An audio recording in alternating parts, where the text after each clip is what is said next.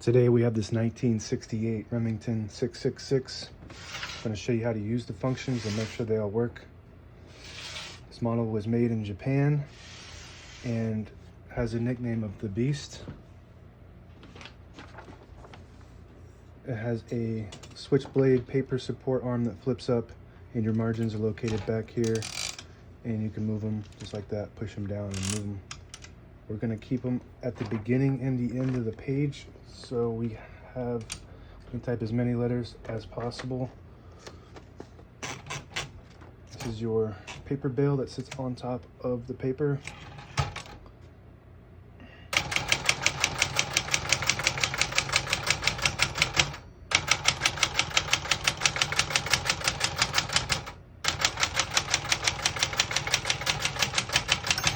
Once you hear the bell, you're at the end of the margin.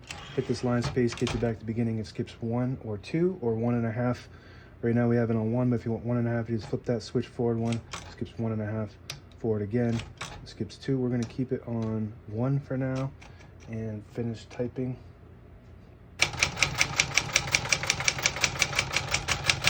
As you can see, all the keys type nice and none of them skip or stick. I'll type a sentence in red on the next line. To switch from black to red, you flip this switch up here on the right side and there's a red dot. When you have it on the red dot, it hits the bottom portion of the ribbon, and you have it on the middle one, which is white. It doesn't hit the ribbon at all. The ribbon does not go up. If you have it on blue, it hits the top portion of the ribbon.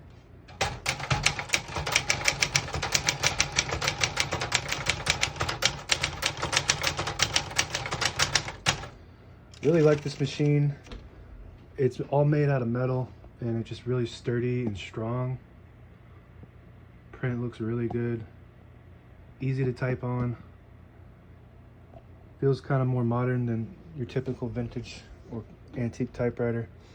To pull the paper out easy, you flip this switch back towards the back, and it unlocks the rollers, allowing you to pull the paper out easy with low thicker paper like carbon copy or cardstock or multiple pages. Make sure you flip that back forward before you load the next page, or else it will not load correctly.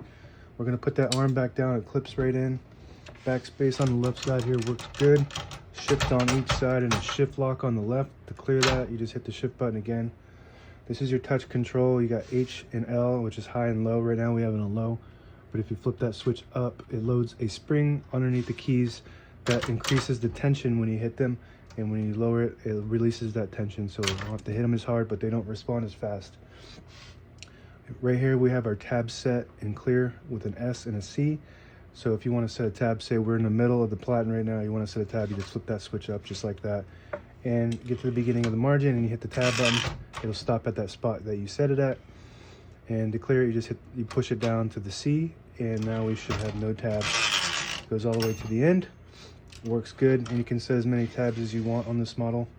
And got a carriage release lever here on the right side, and when you get to the end of the margin, there's a mechanism that locks the keys so you can't type. And if you hit this is your margin release. It's got an arrow pointing in left and the right. If you hit that, it'll allow you to type past that margin as shown right there.